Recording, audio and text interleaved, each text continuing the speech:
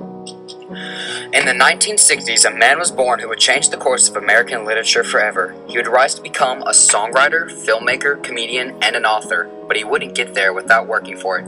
Having been born in Wellpinit, Washington on an Indian reservation, Sherman Alexie went through many struggles. As a Spokane Indian, he was never able to fully enjoy his childhood like most people were. The living conditions he faced on the reservation, which he commonly referred to as the res, were comparable to those of a farm animal. Some consider him a very angry writer because of how he portrays his childhood on the res, but he would counter this by saying that Native American literature is a literature of humiliation and shame. Sherman Alexie grew up in turmoil and hardship, but despite these trials, he arose out of poverty-stricken land to speak out about his life and heritage. Alexie wasn't initially interested in literature as a profession.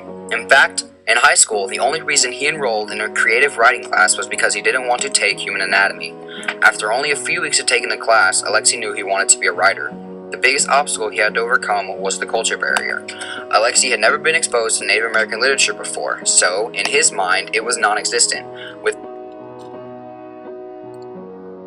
With most Native American writers' works not easily available to a poor reservation Indian, he had to read what he was given in school.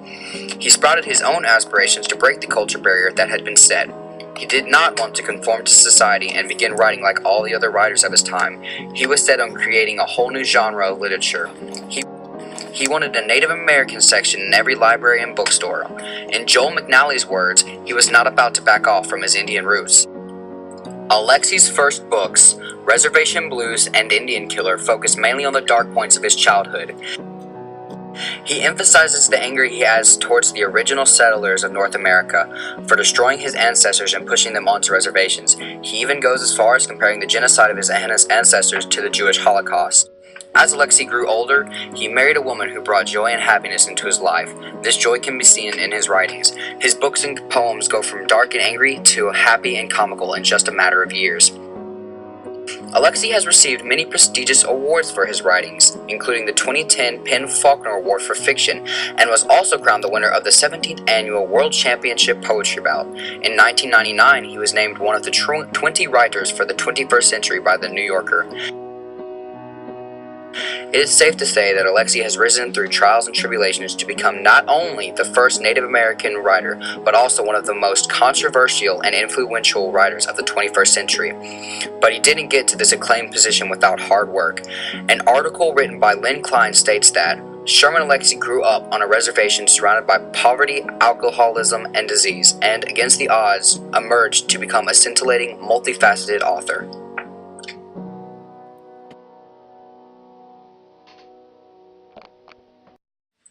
Some would say that Indians live the hardest lives, that they are doomed to repeat the lives of their mothers and fathers. His childhood consisted of him overcoming more obstacles than some people have to overcome in a lifetime. He states that, as Indian children, we were expected to fail in the non-Indian world. He wasn't going to let that happen to him. He says that he refused to fail. He was smart. He was arrogant. He was lucky. He was determined to break the cycle that his parents and grandparents were already circulating through, a cycle infested with drunks, casinos, and regular reality checks. He expresses these hardships and how he overcomes them in his writings. He was going to do everything he could to make sure that he overcame his poor childhood and schooling on the reservation and become something bigger and better than what was in store for his fellow peers.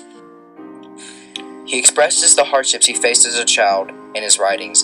In his young adult novel, The Absolutely True Diary of a Part-Time Indian, Alexie says that everybody on the res called him a retard about twice a day. They called him a retard when they were pantsing him or stuffing his head in the toilet or just smacking him upside the head. Alexie knew that the first step to freedom and a better life was to get off the res. His math teacher, Mr. P, told him the best advice that he ever received. You have to leave the res forever. Mr. P explained to Alexie that if you're in a place with no hope, like the res, then you will eventually lose all hope. He put it in math terms for Alexie by saying that you had to multiply hope by hope. In short, he told Alexie that he had to get off the res and go somewhere where there was hope, meaning he had to go where white people were.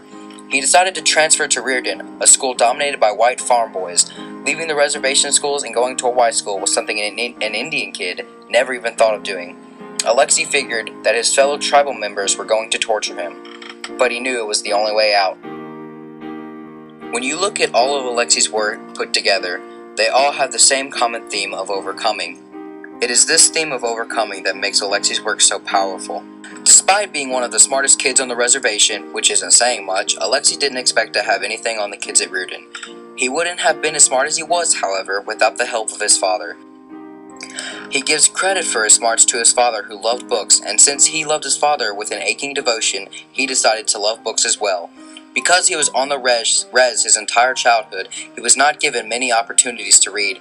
His school and his tribe was so poor and sad that they had to study from the same books their parents studied from.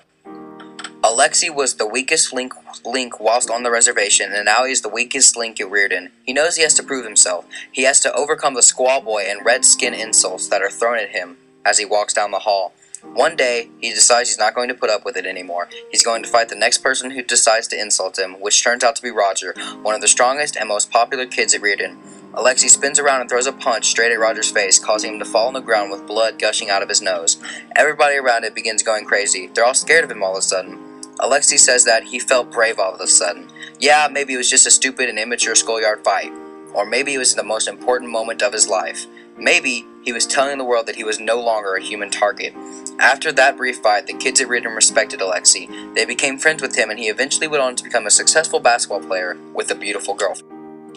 In Alexie's book, The Lone Ranger and Tonto Fist Fight in Heaven, a man on the res commits suicide, and the Washington State Trooper asked Alexie why he did it, to which he answered that he didn't know. But when we look in the mirror, see the history of our tribe in our eyes, taste failure in the tap water, and shake with old tears, we understand completely. Alexie overcame the pain that his childhood had to offer and emerged a stronger person. He overcame the adversity, the deaths, and the lonesomeness. He beat the Indian stereotype of starting to drink real young that had been told to him by his 9th grade teacher. He beat living on a combination of irregular paychecks, hope, fear, and government surplus food. He overcame all the odds and emerged as a strong, audacious, and fearless person. He says that in the middle of a crazy and drunk life, he held on to the good and sober moments tightly, and he became a better person for it. Well, it's always interesting to me in the United States how it's mostly liberals. It's how we really freak out about these giant corporations, you know, Starbucks or McDonald's or Blockbuster or anything you can name, when pretty much all of them started as a mom and pop joint in the middle of somewhere. And generally speaking, one person took that little mom and pop joint and turned it into a huge international conglomerate success. Now, we can talk about the ramifications of conglomerates, but it still took the amazing skills and efforts and dedication of one person to bring a company like that into international success and fame. You know, Howard Schultz took Starbucks from a little shop in Pike Place into an international sensation. That's amazing. And it would be hypocritical for me to go on and on about Ray Allen's jump shot and celebrate the hard work and effort of an NBA player without also celebrating and honoring the hard work and effort of Howard Schultz. So I'm not angry at him based on some liberal notion that he's inherently evil and awful because he's a corporate honcho. So that's what it was about, that I admire his success, and I have no issue with Starbucks. I think I said in that article, there's nothing will make you happier than when you're driving through the Midwest, dying for a cup of coffee, and you turn a corner and you see a Starbucks sign. Nothing's going to make you happier. And especially as a minority in areas where you don't know if that mom and pop joint is safe. You don't know if they like Indians or not. And you see a Starbucks and you're like, yeah, Starbucks doesn't care. Starbucks likes everybody. Starbucks just cares about green. So there's something inherently democratic about greed, that the greedier the corporate monster, you know, the safer you are in there as an ethnic minority. So, so there's power in that. So, but.